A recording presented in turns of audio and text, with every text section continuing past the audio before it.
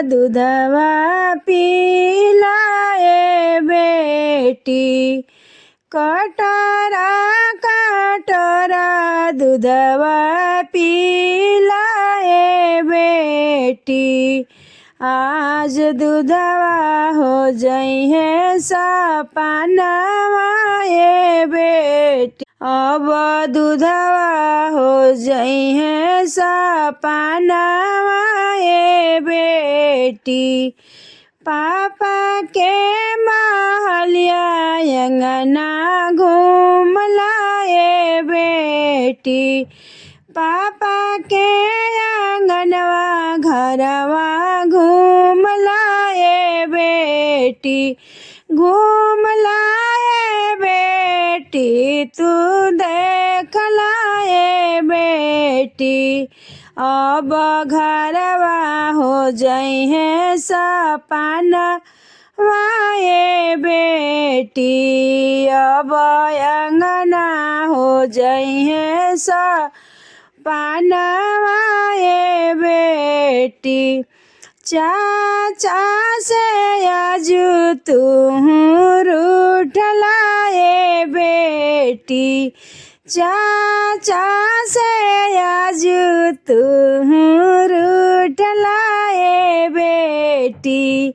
अब चाचा हो जइहे सपनवा ए बेटी।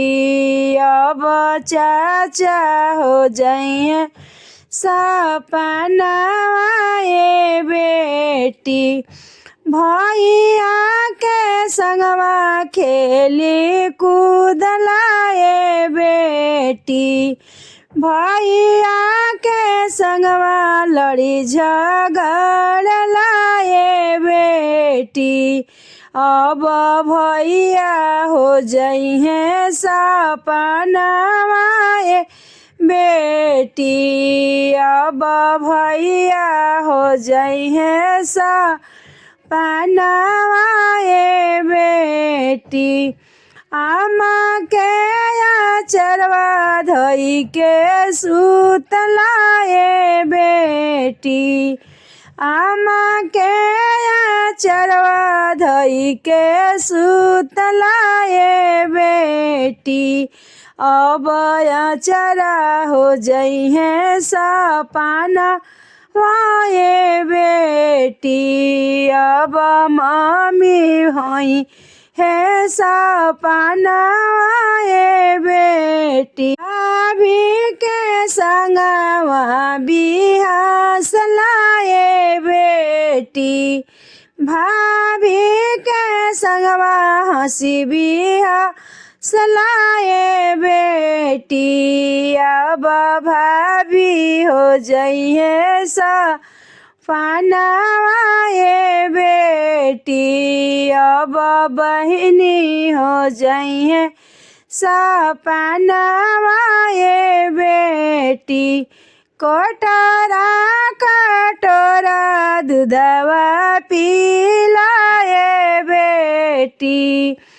कटोरा कटोरा दूधवा पिलाए बेटी। कलू दूधवा हो जइहे सपनवा बेटी। कल से दूधवा हो जइहे सपनवा ए बेटी।